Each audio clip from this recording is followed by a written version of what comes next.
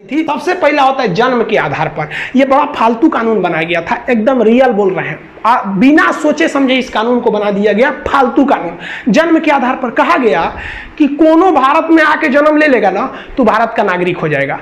ससुरा पाकिस्तानी सब इसका मिसयूज करने लगा, सब 8-8 गो पत्नी रखा सब, और क्या करता था, सबको लोड कर देता था सब, अब भारत में छोड़ देता था, तो सब आके यहाँ डिलीवरी हो जाता था उन सबको।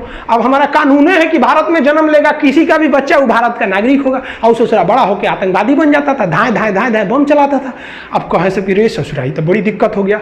भारत सरकार की नींद खुली, सोचिए कितना साल बाद, 55 में ये कानून बनाया है, और 31 साल बाद 86 में समझ में आया कि भाई साहब गलती हो गया, ये क्या हो गया यहाँ पर। आप ही बताइए गलत कानून था कि नहीं। भारत में जन्म सोचो, कोनो प्रेग्नेंट औरत इंग्लैंड से आई, ताजमहल देखने आई, ओहो ताजमहल है, तब तो पता चले एक हफ्ता में लड़का हो गया उसका आगरा में, अब वो इंग्लैंड का नहीं भारत का नागरिक होगा। तो भाई इसमें पहले था कि किसी को भी दे दिया जाएगा, लेकिन सरकार अपनी गलतियों को समझी और धीरे धीरे ही सुधार आता है। हम लोग एक गुलाम थे, आज़ादी मिला तो क्या चाहते हैं, एक के बार आप आइंस्टीन बन जाइएगा। तो 1986 में हम लोगों ने एक नियम बना दिया।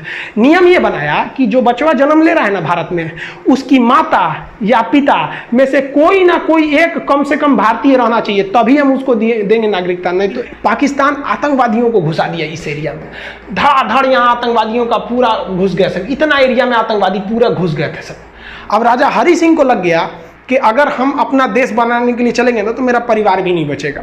तो भागे भागे आए नेहरू जी के पास, है नेहरू जी बचा लीजिए, हमको पाकिस्तान मार रहा है। तो नेहरू जी कहा हाँ एकदम बचा लेंगे हम। सरदार पटेल जी देखिए तो बचाइए इनको। तो सरदार पटेल कहे छोड़ दीजिए ओकरा, बड़का होशियार बनते थे, अलगे देश बनाएंगे, जो देश बना, हमरा कौन चीज घटा लेके हम तोरा बचाने आएंगे, काय लिए बचाएंगे। तो हरि सिंह ने कहा कि महाराज पटेल जी बचा लीजिए। तो सरदार पटेल ने कहा कि 21 शर्त पे बचेबो, पहले तुम साइन करो किस पर, एनेक्सेशन पर। तो उसने साइन किया इंस्ट्रूमेंटल ऑफ एक्सेशन, मतलब विलय पत्र पर साइन किया 26 अक्टूबर 1947 को कि हम अब भारत में मिल रहे हैं। तो सरदार पटेल ने कहा इन होशियारी हुआ, अब हम सेना भेजते हैं।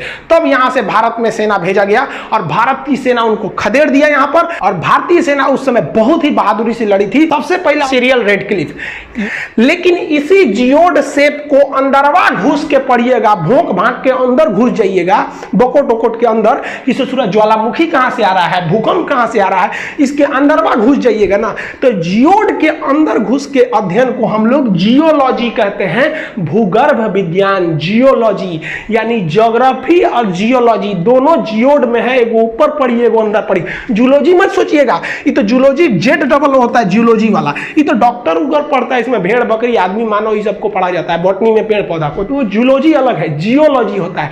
तो पृथ्वी जियोड शेप का है। ये भारत के विभाजन करने आए थे, 2 दिन में भारत का विभाजन करके रख दिया ये आदमी। सोचिए, ये भारत को कभी जानता नहीं था कि यहाँ कई तरह की भाषाएं बोली जाती हैं, यहाँ कई धर्म रहते हैं, धर्म के नाम पर यहाँ कितनी लड़ाइयाँ लड़ी जाती हैं आज़ादी से पहले से लेकर आज तक में। ये आया टेबल पे भारत का नक्शा रखा और काटना चालू कर दिया, यहाँ से ले लिया, इसने कहा कि भाई साहब ये वाला रहेगा, ये इधर से, ये इधर पाकिस्तान, एगो इधर खींच दिया, ये हो गया बांग्लादेश। इसी का नाम हो गया कि सीरियल रेडक्लिफ, जिसे आप शॉर्टकट में रेडक्लिफ लाइन कहते हैं। इसने कैसे किया, तो नक्शा लिया भारत का, जितने इधर पुलिस स्टेशन थे ना, सारे पुलिस स्टेशन पर ऐसे डॉट डॉट बनाया, सबको खींच दिया, कहा कि लो इधर वाला पाकिस्तान, इधर भी कहा अच्छा इसको भी बांटना है, पूर्वी पाकिस्तान को भी, कोई दिक्कत नहीं, सारा पुलिस स्टेशन को मिलाया, घचाक से एक लाइन खींच दिया, हो गया।